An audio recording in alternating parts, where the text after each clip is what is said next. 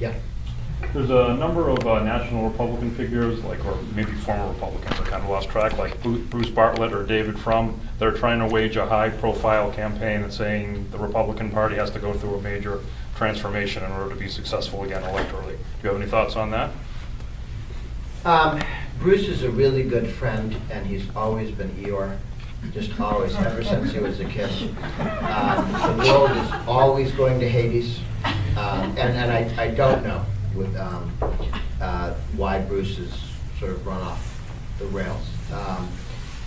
Bruce has decided that tax increases might be a good idea, which is a change in his entire life history, and understand. He's a very brilliant and very nice person. And I don't understand.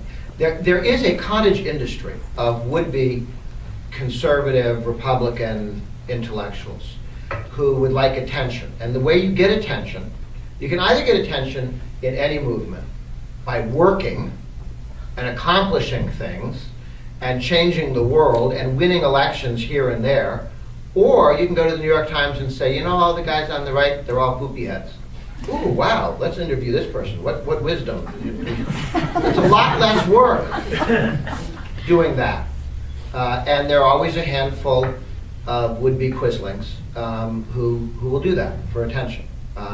Here's the challenge we're going to have.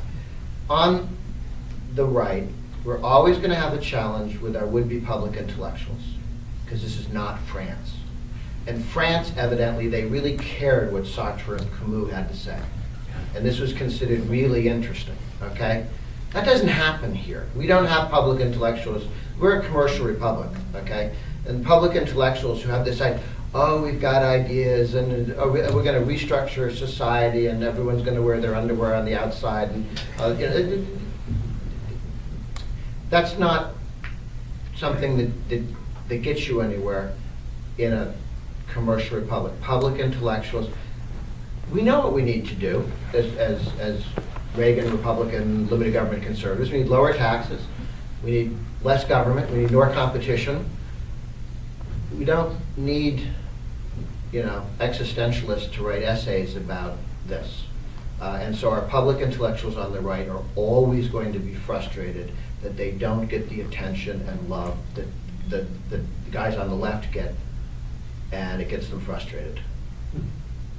I love them dearly, but yeah. I just wanted to follow up on that. That siren song, and I actually saw David Frum use it, plays particularly well in the Northeast because, especially when people are thinking not particularly about ideas, but about party labels, they like to point out, you know, that the Northeast used to have Republicans and now they don't, and it's because of Reagan, you know, or it's because the party went that way. And you'll never have Republicans in the Northeast. So whereas I agree with you even in the narrow sense, this is a message that we hear in the Northeast regularly, and I think a more subtle and direct species of your argument relative to that in this area would be. Yeah. The one thing Howard Dean has done and said that makes a lot of sense to me is his discussion that the left, the Democrats, should run a 50-state campaign. I believe that people who care about liberty should have a 50-state campaign. There's no such thing as a state we can do without. I mean, there have been some people who point out, gee, you could do without X number of states and still win the Electoral College.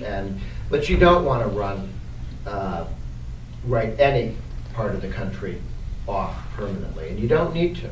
The policies of limited government and lower taxes are good for all people at all times in all 50 states. And the states that would benefit most from it are the ones that have gone in the wrong direction the furthest. Because the biggest advantages come when you pull back from the really boneheaded ideas. Okay? I mean, it's a lot of work to improve Texas. It's not a lot of work to improve New York. I mean, you just make a list. You see these three things? Stop doing them. Okay, that would be good. So we need a 50-state campaign. That's why, while I fled the Northeast, it is important for the rest of you to stay and work very hard, and I will come and visit and see how you're doing. Yes. This is another uniquely Rhode Island. We recently, if you don't know, had a third party recognized, the moderate party, whose entire platform is the spending issues, the fiscal issues, and they've said it's too important, we're not going to do anything on the social issues, which unfortunately overlaps with the rest of the liberty issues you were discussing. And I think there's been some discussion of does the Republican Party in this state work with that group or not, knowing that eventually we're going to have to part ways. Now, I know you earlier said about, if we're heading in the right direction, we're going somewhere. I just didn't know, how do you, with the third party that's really abandoned the liberty issues? Look, I think you work with people as much and as often as you can. The idea of third parties at the end of the day, they don't work. In Europe, if you get 3% of the vote, you can decide who the prime minister is, and that's pretty cool. In the United States, if you get 3% of the vote, you're officially a nut. You can get a radio talk show afterwards, but you don't get to ride in the big plane or live in the nice house. So at the end of the day, there are only two. There are two directions. The moderate party wants to fight trial lawyers and have less spending and less taxes. Oh yeah, sit down with the modern Democratic Party and have a conversation with them about those issues. That's what they don't do all day. So this idea that they could cut a deal there strikes me as odd. Now, if somebody wants to get in and paddle for their own reasons, that's good. But this false idea that there's this deal to be made outside of the two directions, this is why there's a lot of discussion in Washington, D.C. We should have more bipartisanship, okay? Now, this is because people who live in Washington, D.C. are very old. And they say, remember back in the 40s and the 50s, everything was bipartisan. Why? Because conservatives in the South and conservatives you'd have Republicans who were liberal and Republicans who were conservative, and you had Democrats who were liberal and Democrats who were conservative, and every fight was the liberal Republicans and the liberal Democrats against the conservative Republicans and the conservative Democrats. So everything was bipartisan.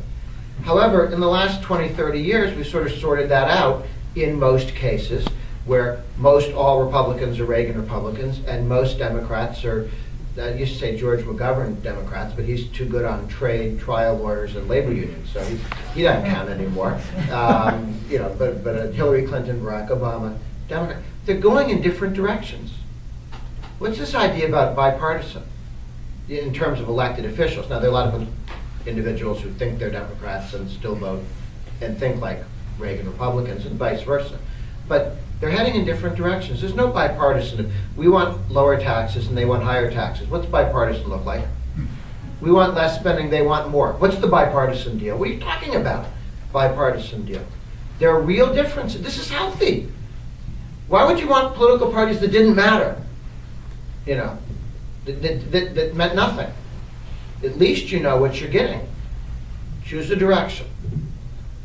Pick up your paddle and row, one direction or the other.